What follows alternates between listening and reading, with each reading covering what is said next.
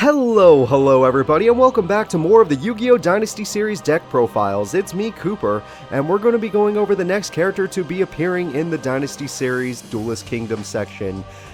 This character is Seto Kaiba. Seto Kaiba is going to be one of the strongest characters that I have to talk about in this series. And the first thing I want to talk about is his ace monster, the Blue Eyes White Dragon. Now, the Blue Eyes White Dragon is the ultimate monster of this tournament, because Blue Eyes is simply a 2 tribute monster with 3000 attack. Very few characters in this series even own a monster that has 3000 attack, and the ones that do have to go through some crazy bullshit like Yugi Muto and his Blackluster Soldier, where it's a ritual, so it takes a lot of cards just to put that monster together. Blue Eyes is just one he'd contribute summon, and he has 3 in his deck, which means he's bound to get it, or whoever out of my friends ends up getting Kaiba is bound to get the Blue Eyes White Dragon within the first few turns.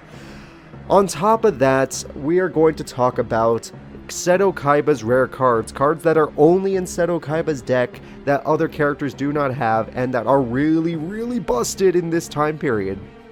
The number one card we need to talk about first is the Crush Card Virus, and of course his other rare card, the Shadow Spell. But first, Crush Card Virus is one of the most busted cards, especially in this series where most of the characters run monsters with 1500 or less attack. Seto Kaiba's Crush Card Virus, all he has to do is tribute one dark monster with 1000 or less attack. Granted, his deck has very few monsters that even have less than, I would say, 1200 attack, but he does have 2 monsters that work with this trap card, the Rui Kishin and Sagi the Dark Clown. So those cards can be used with this Crush Card Virus in order to destroy his opponent's decks, basically, and for 3 turns have them not be even able to defend themselves, because most characters don't have monsters with above 1500 attack. And then we get to talk about his Shadow Spell. No spell!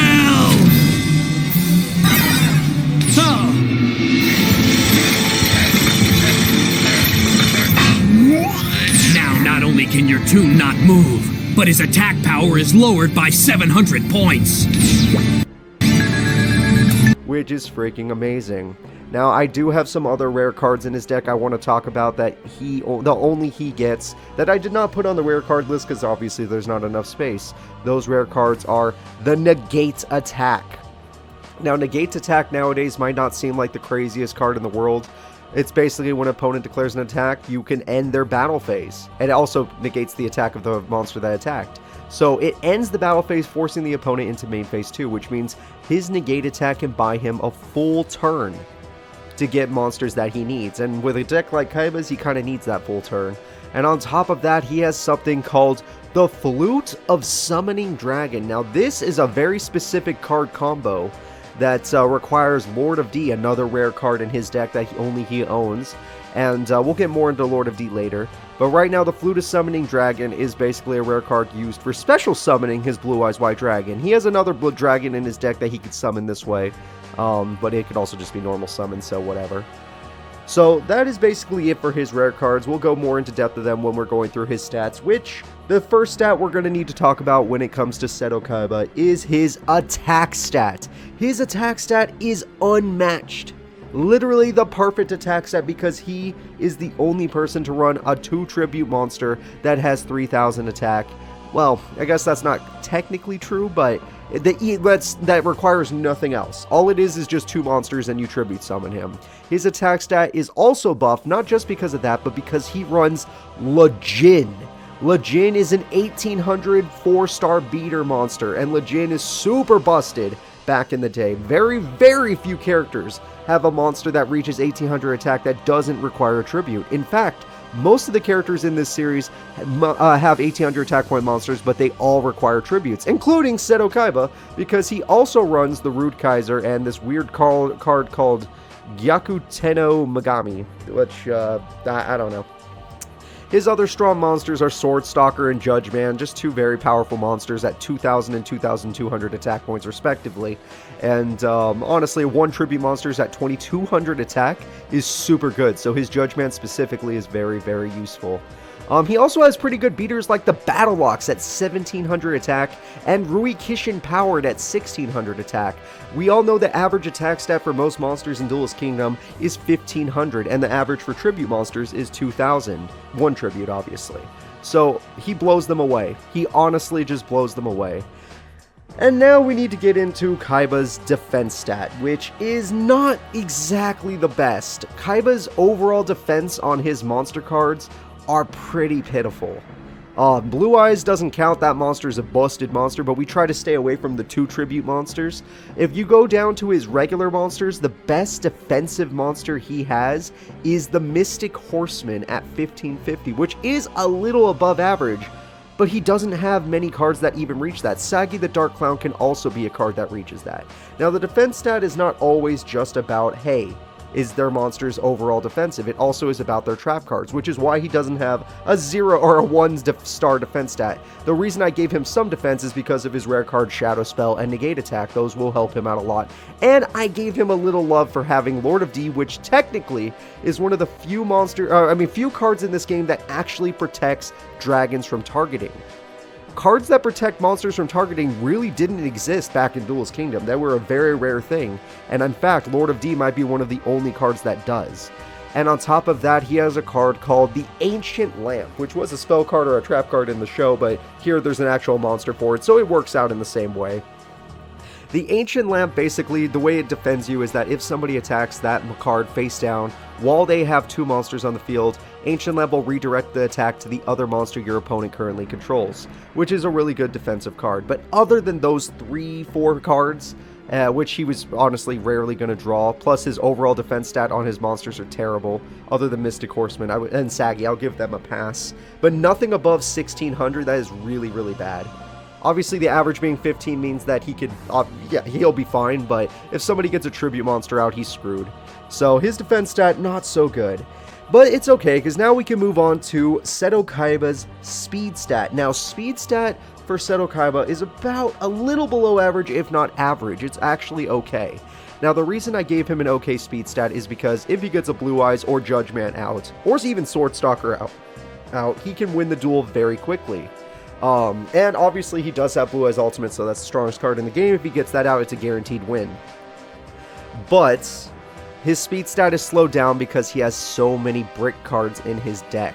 Now, I know that also falls onto the brick list, but the speed list and the brick list kind of go together, or the stat kind of go together.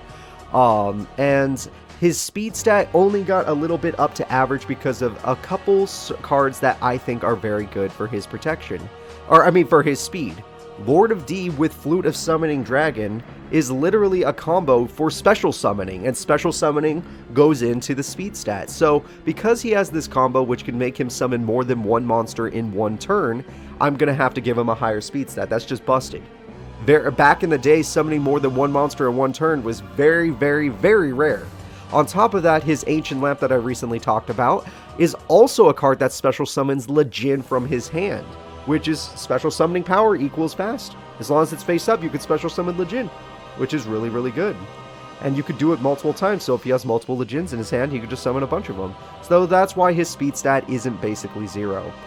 Also, anybody that runs Polymerization, which he does do, gets a little boost in speed simply because even though it technically slows you down in terms of bricking, if you do pull off a Polymerization, that's more than one summon on one turn because you could special summon, fusion summon and normal summon.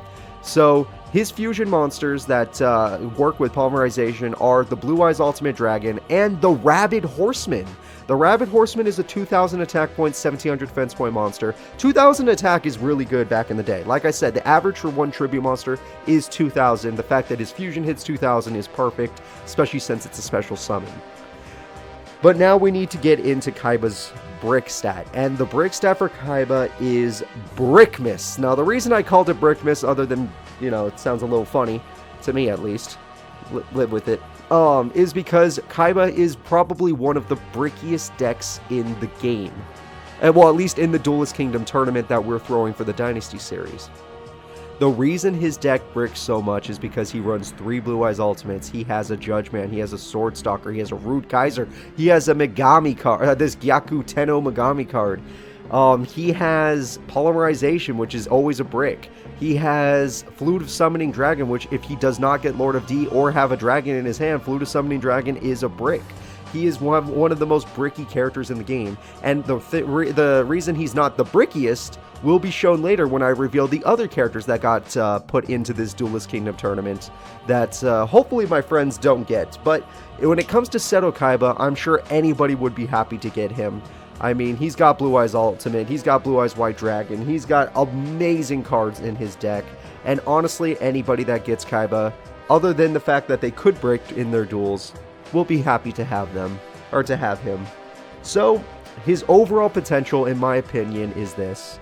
Kaiba is a 5-star duelist. He's the perfect duelist. Anybody that gets Kaiba has a super high, if not guaranteed, chance of winning the Duelist Kingdom tournament, simply because he has some of the best beater monsters in the game, and if he gets out a Blue Eyes White Dragon, the duel is over. There is not very many cards that just destroy monsters by effect in this game, or at least in this tournament. Duelist Kingdom is very restrictive. If you get Blue Eyes White Dragon out, and he has options for getting Blue Eyes White Dragon out, he wins the duel. So whoever gets Kaiba as their character will be very happy. And that's going to be it for this one, guys. I want to thank you all for watching. Me and my friends are still putting together the roulette wheel where we all find out who we randomly get. And throughout the week, I will be revealing more and more characters that will be in the Duelist Kingdom Dynasty series. I'll see you all next time. Please remember to like and subscribe, and check out my friend's channel, Drunken Dragon Animation. Bye-bye.